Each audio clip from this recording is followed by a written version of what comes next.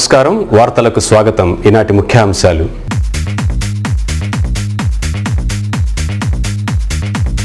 కొడాలి నాని వ్యాఖ్యలపై మండిపడ్డ బందర్ ఎంపీ కొనకళ్ళ నారాయణ నాని చరిత్రలో నమ్మక ద్రోహిగా మిగిలిపోతారంటూ ధ్వజం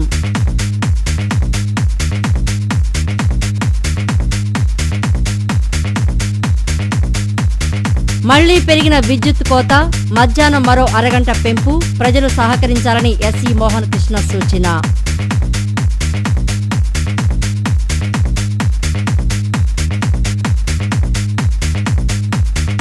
వ్యవసాయ పనులు పుంజుకునే వరకు ఉపాధి హామీ పథకాన్ని అమలు చేయాలి వ్యవసాయ కార్మిక సంఘం ప్రధాన కార్యదర్శి పి మురళీకృష్ణ డిమాండ్ గొల్లపూడిలో ఆందోళనకు దిగిన రైతు కూలీలు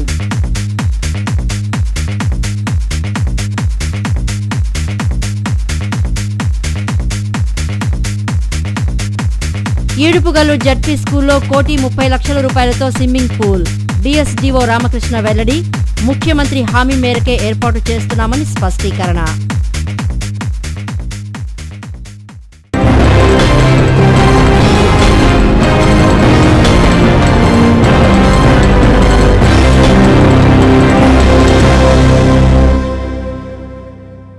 తెలుగుదేశం పార్టీ అధినేత నారా చంద్రబాబు నాయుడుపై గుడివాడ ఎమ్మెల్యే కొడాలి నాని చేసిన వ్యాఖ్యలపై బందర్ ఎంపీ కొనకళ్ళ నారాయణ మండిపడ్డారు. కొడాలి నానికి తెలుగుదేశం పార్టీ 2 సార్లు టికెట్ ఇచ్చి చంద్రబాబు ప్రచారం చేసి ఎమ్మెల్యే గెలిపించారని, పార్టీ కల్పించిన గౌరవాన్ని చెంచల్గూడ జైల్లో ఉన్న జగన్ దగ్గర తాకట్టు పెట్టారని ఆయన పేర్కొన్నారు. నమ్మక ద్రోహిగా కొడాలి నాని చరిత్రలో మిగిలిపోతారని ఆయన పేర్కొన్నారు. పార్టీ జిల్లా కార్యాలయంలో ఏర్పాటు చేసిన విలేకరుల సమావేశంలో బందర్ ఎంపీ కొనకళ్ళ నారాయణరావు మాట్లాడుతూ పార్టీలో పదవులు అనుభవించిన నాని చివరకు పార్టీ గౌరవాన్ని చెంచల్గూడ జైల్లో జగన్ వద్ద తాకట్టు పెట్టారని ఆరోపించారు.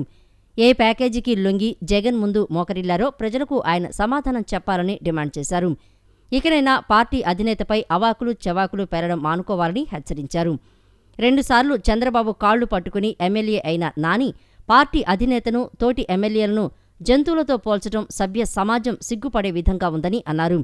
నాని 30 కోట్లకు అమ్ముడుపోయారన్న తమ ఆరోపణలకు సమాధానం చెప్పలేకనే నాని పౌరుషంగా మాట్లాడుతూ ఉన్నారని దుయ్యబట్టారు. దమ్ముంటే ఎమ్మెల్యే పదవికి రాజీనామా చేసి ప్రజల్లోకి వెళ్లాలని నానికి సవాల్ విసిరారు.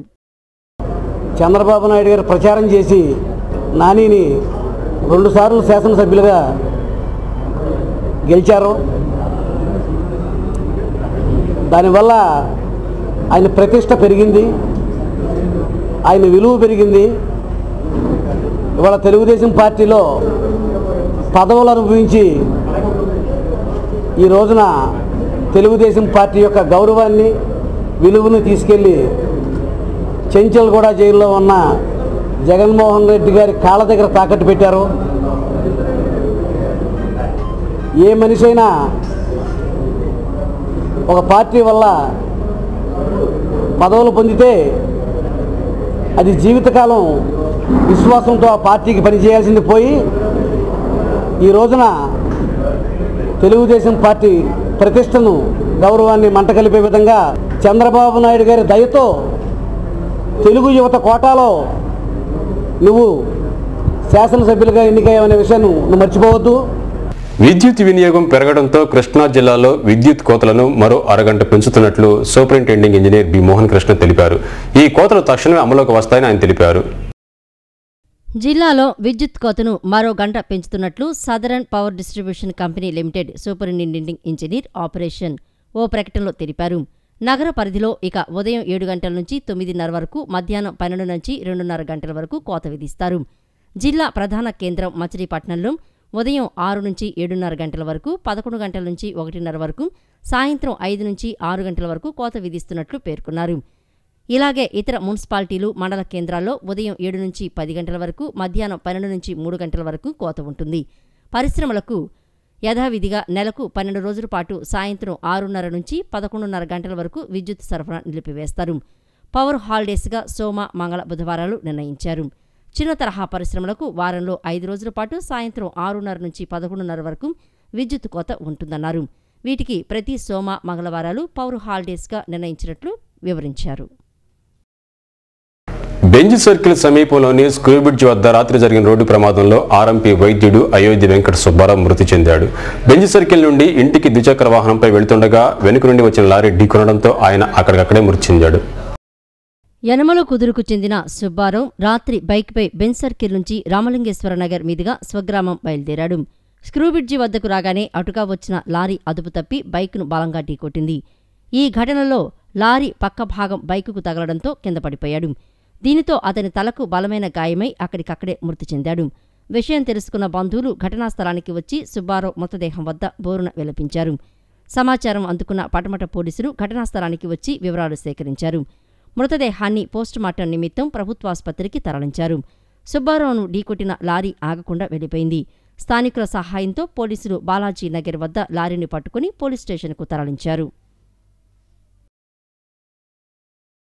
పూర్తి స్థాయిలో వ్యవసాయ పనులు సాగే వరకు ప్రతి గ్రామాన ప్రతి గ్రూపునకు ఉపాధి పనులు ఇవ్వాలని ఆంధ్రప్రదేశ్ వ్యవసాయ కార్మిక సంఘం ప్రధాన కార్యదర్శి పెనమనేని మురళీకృష్ణ డిమాండ్ చేశారు. ఉపాధి హామీ చట్టంలోని ప్రాథమిక నిబంధనలు ఉల్లంఘించారని ఆయన ఆరోపించారు. ఉపాధి కూలీలు ఎదుర్కొంటున్న సమస్యలపై గొల్లపూడిలో జరిగిన ఆందోళనలో మురళీకృష్ణ పాల్గొన్నారు. వ్యవసాయ కార్మిక సంఘం మేట్ల సంఘం ఆధ్వర్యంలో గొల్లపూడిలోని డ్వామా కార్యాలయం వద్ద ధర్నా ముట్టడి కార్యక్రమాన్ని నిర్వహించారు. ఈ సందర్భంగా పి మురళీకృష్ణ మాట్లాడుతూ రైతు కూలీలకు ఉపాధి పనులు కల్పించాల్సిన ప్రభుత్వం జూన్ 20 నుంచి పనులను నిలిపివేయడం దారుణమని అన్నారు. అనావృష్టి కొనసాగుతున్నందున కుటుంబానికి 200 రోజులు, ఎస్సీ ఎస్టీలకు 300 రోజులు పని కల్పించాలని డిమాండ్ చేశారు. రోజు కూలిని 200 రూపాయలకు పెంచాలని అన్నారు. ప్రతి కూలీకి 14 రోజులకు మించకుండా వేతనం ఇవ్వాలని, ఆరోగ్య ప్రమాద బీమాలో చేర్చి ఎక్స్గ్రేషియా 5 లక్షల రూపాయలకు పెంచాలని కోరారు. జిల్లా వ్యాప్తంగా వచ్చిన ఉపాధి కూలీలు ధర్నా నిర్వహించి డ్వామా కార్యాలయాన్ని ముట్టడించారు. తమ డిమాండ్లను పరిష్కరించాలని డిమాండ్ చేశారు. ఈ ప్రభుత్వం చేతిలో ఉన్న నిధులు కూడా ఖర్చు పెట్టలేదు. గత సంవత్సరం 8,250 కోట్ల రూపాయలు కేటాయిస్తే కేవలం 4,300 కోట్లు మాత్రమే ఖర్చు పెట్టారు. అదేవిధంగా 100 రోజులు దాటినటువంటి కుటుంబాల పనులు నిలిపేశారు ఏకపక్షంగా. కానీ గత సంవత్సరం 878 మండలాలను కరువు మండలాలుగా ప్రకటించారు. ఇంకా కరువు పోలా, అనావృష్టి పరిస్థితులు పోలా, పనులు లేక వలసలు పోతా ఉన్నారు. కాబట్టి తిరిగి కూడా ప్రతి కుటుంబానికి 200 రోజులు పని ఇవ్వాలి, ఎస్సీ ఎస్టీ కుటుంబాలకు 300 రోజులు పని ఇవ్వాలని చెప్పి మేము డిమాండ్ చేస్తా ఉన్నాం. అదేవిధంగా ఉపాధి గ్రూపులు కూడా పర్మనెంట్ గ్రూపులు, తాత్కాలిక గ్రూపులన్నీ తేడాలు పెట్టారు. ఈ తాత్కాలిక గ్రూపులకి పని దినానికి 2 రూపాయలు కలవటల్లా. మేము ఈ 2 రకాల తేడాలు తీసేసి అన్ని గ్రూపులకి ఒకే రకమైనటువంటి హక్కులు విధులు ఇవ్వాలని చెప్పని. ఇప్పుడు కాసేపు ప్రకటనలు.